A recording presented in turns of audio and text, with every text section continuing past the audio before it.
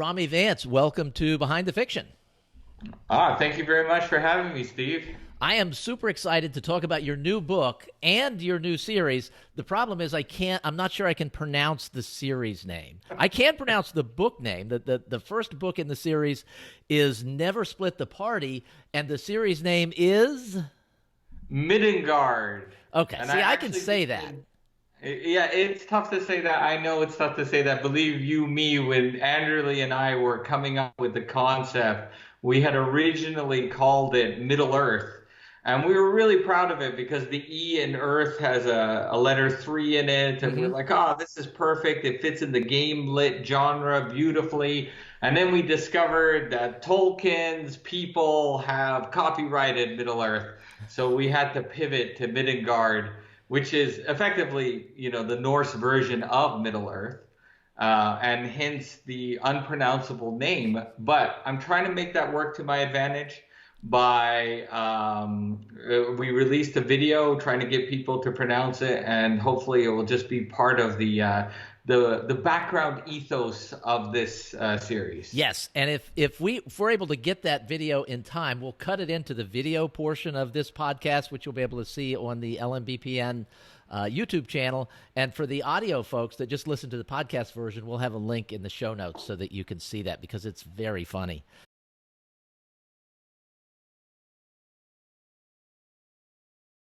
I'm not sure what that the Middang3ard. I don't even know what this is. What the is? No, midi. I just can't do it. Mid-3. I can't do it. Middang3ard. Middang. Middang what? I still don't know what this is. Middang3ard. What else could it be? 2, 3. Available on Amazon. And I know there's the people that did it are still tweaking some things in the background. So we'll see about that. But I was talking to Michael 2 days ago, and his version of I should have been in the video. Middang3ard had a in it, like Middang3ard kind of thing. And it's like, I can't do that. When I look at it, I can pronounce it, but not so much that way. So let's go with Never Split the Party. Book 1 in this new series that, interestingly enough, as you said, has the backwards.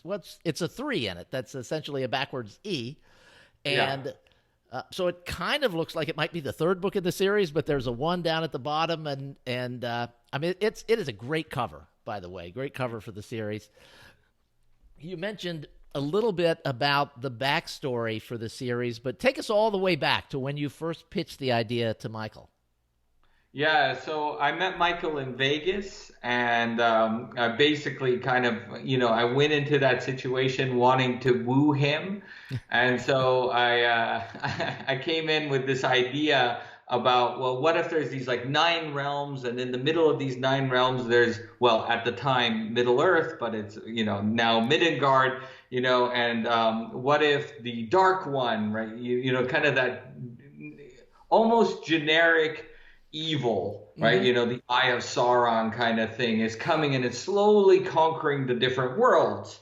And then, and now humans who are largely unaware of all of this have to get involved, otherwise Earth is next, kind of thing. And of course, because it's Michael, his brain immediately just started kind of feeding me so much story. And he's like, yeah, and what if the humans, when they're on Middle-earth, but Middang3ard, what if they have like superpowers, they're like, super strong and super fast and can heal quickly. I'm like, oh, you mean like Captain America? It's like, yeah, let's just go send a whole bunch of Captain Americas to Middang3ard.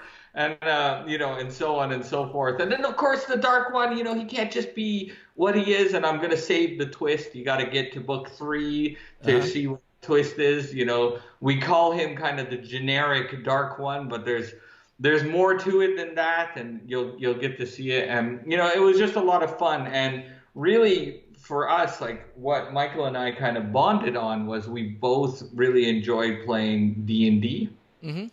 Right. So, and, kind of other RPG games. But I must emphasize to all you potential readers out there, this is not game lit.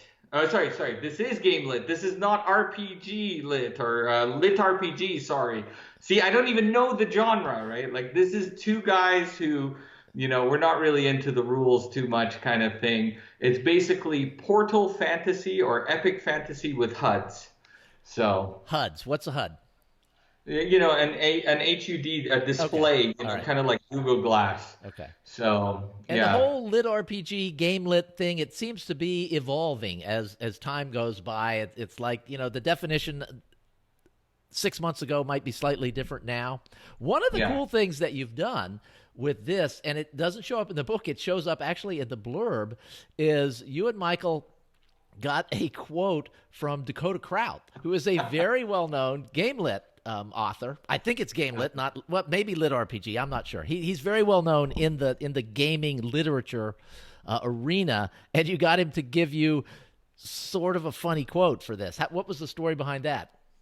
Right. Okay. So to kind of understand where that quote came from, the premise is that what if people like Tolkien, Milton, kind of all these fantasy writers, Dungeons and Dragons, Wizards of the Coast. What if all these people were actually agents trying to prepare humans to, go to this other world where elves and dwarves and dragons and all this stuff really exists? And this was all just kind of trying to smooth the transition to the inevitable war that this other character, again, read the books, you'll get to know more about that character, is kind of prepping human beings for.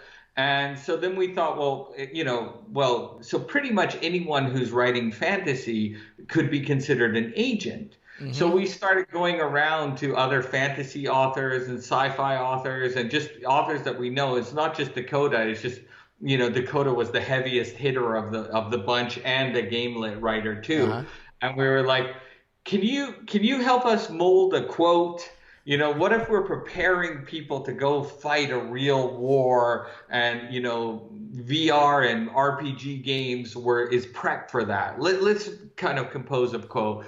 So, yeah, that quote in the book description in the blurb is what we came up with Dakota. There's a few more that will be coming out from time to time. So, yep, very cool. And the release schedule for this is pretty rapid, I think, right?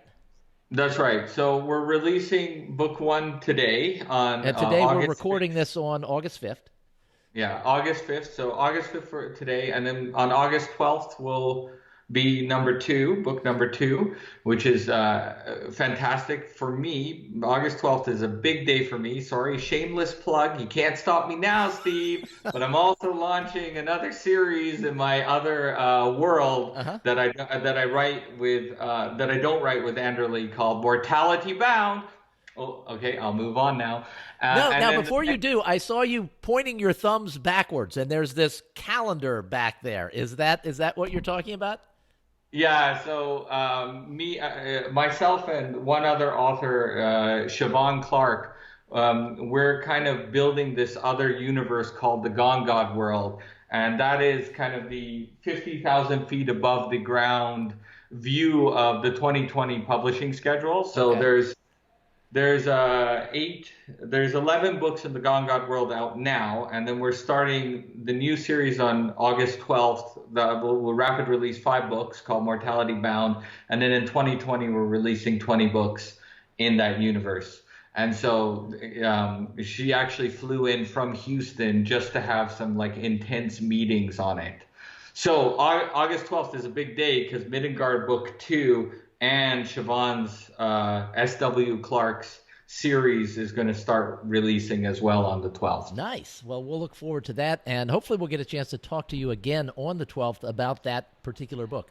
I know in Michael's books, he tends to create really unique, strong primary characters. So can you give us a little bit of insight into the main characters of this series? Yeah, so what we created was the ultimate geek, someone who is really into video games and RPGs and all of that stuff. And he's been playing online with a group of 3 other players, and they're legendary players in the world of Middang3ard, in the game world of Middang3ard, and they're called the Mundanes. Okay. And the mundanes, they're just incredibly badass, and the four of them have a really great dynamic and banter to them. And of course, there's a bit of a love story. Robert Suzuki Fletcher is his name. He's called Suzuki, but his nickname is Susie.